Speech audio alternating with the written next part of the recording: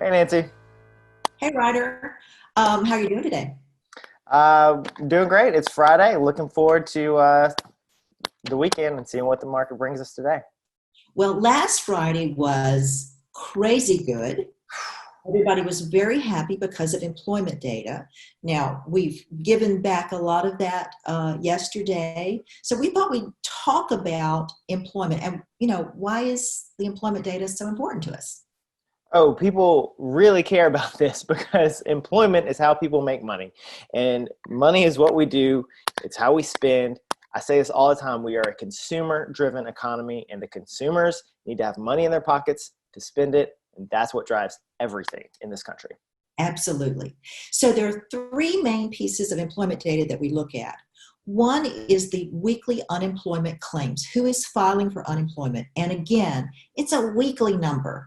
So it's pretty noisy. It's just a short period of time that we're looking at, right? Yes, weekly. I mean, anything can happen in just a week. And what we found is, as you were mentioning, because it's different states, what happens? So every state operates their own unemployment system, and people apply to their own state's unemployment system. And there are different incentives in every state to apply or not apply. And also, what happened over the past few months is there were huge numbers of people applying all at the same time. And some of these states, I'll say most of these states, have very old systems that just weren't equipped to handle the volume. So, say in one state you had 100,000 people lose their jobs in a single week. If they all went and applied, maybe only 50,000 went through. So the unemployment figure from that week might be deceptively low. And then when the other ones got on the next week, it might be deceptively high. So again, like I said with the weekly data, anything can happen, including just technical glitches. And that's why when we look at the weekly data, we look at trends and we look at a 4 week moving average, which has not been good, but we still look at that piece of data. The other two pieces we look at are monthly pieces of data, and they are looking at the previous month. They're always released the first Friday of every new month. So we get the unemployment rate, and that's what you hear in the popular press. What is the unemployment rate? And that is collected by surveying households, believe it or not. We have people who are calling households, asking them if they are looking for work. But investors pay much more attention to the other monthly piece of data, which is the number of jobs added in the previous month. And that is done by surveying businesses.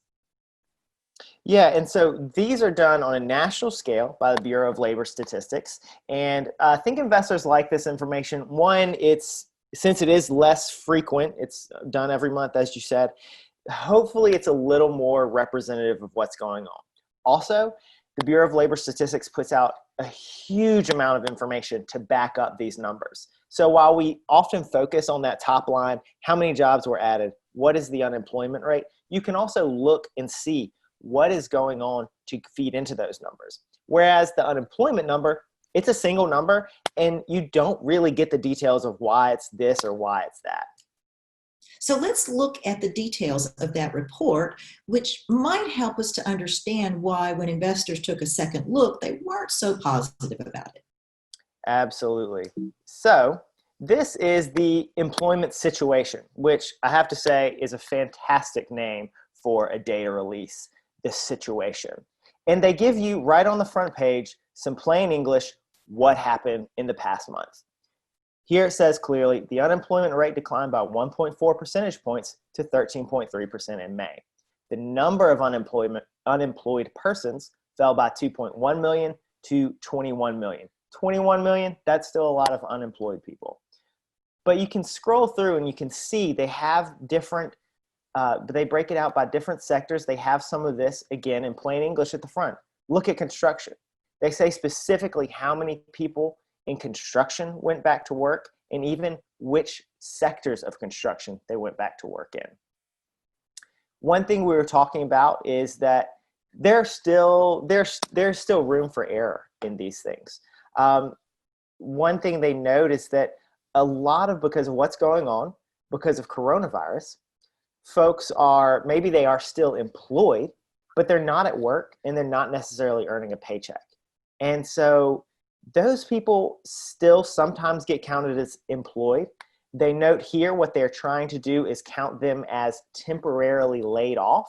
But again, because of how they collect this data and how it feeds into a single number, this sort of description, this sort of explanation really helps you understand the numbers. So what they say here is that if the workers who were recorded as employed but absent from work due to other reasons have been classified as unemployed on temporary layoff, the overall unemployment rate would have been about 3 percentage points higher than reported. So while they said at the front that the unemployment rate fell by 1.4%, they also said there's a pretty big margin for error there. And so that's why it's important to dig down a little bit. Yeah, and the fact that we're in such uncertain times with drastically falling employment, it makes it really hard to measure that, and it also makes it really hard to forecast. So economists are always forecasting. They thought this unemployment rate was going to be close to 20%. So when it came in at 13.3, it was like party time. Isn't this great? And it wasn't until we backed up and started looking closely, we had a reality check on that. Now, there were some positives. We mentioned jobs added when we thought jobs would be still at a loss rate, but that's because we're gearing back up. We also saw the industry that gained the most was in leisure and hospitality. That makes sense because that was all shut down. Now we're trying to breathe new life into that industry. But we also saw hourly earnings decline, which is good news because those are lower end workers who are going back into the workforce and forcing that number down. But our participation rate went up. So it was a good report, and certainly it was better than what we expected. But there's a reality check, right? Absolutely. And while you're throwing around tons of excellent data, that is all in the report. And if you're ever really curious about this or just want to win an argument with somebody on the internet, then digging into the report will give you literally thousands of numbers that you can dig in and see who is unemployed, why are they unemployed, how many people, are they veterans? Are they veterans of what war? How old are people who are gaining or losing jobs? And of course, what sectors do they work in? And all sorts of different details on the unemployed people. And also on who gained jobs, you have all of the different sectors of jobs where they gained jobs back. Well, let's have some reality in all of this. Yes, it was good news.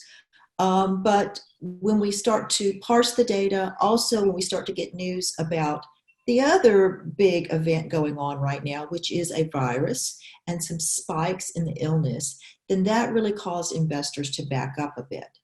But let's look at the reality in a long-term situation, and we'll look at the Fred report, this shows a graph of the unemployment rate, and this is what is produced by the Federal Reserve. And you can see the gray bars, those are when we have recessions. We are in recession right now, but even at the top of 2008, 2009, you can see our unemployment rate was still just barely touching 10%. We are way beyond that. We have spiked up, and we are at 13.3%. So yes, it's better than expected, but my goodness, it's still very high. And we are anticipating it to stay close to 10% even by the end of the year. Right.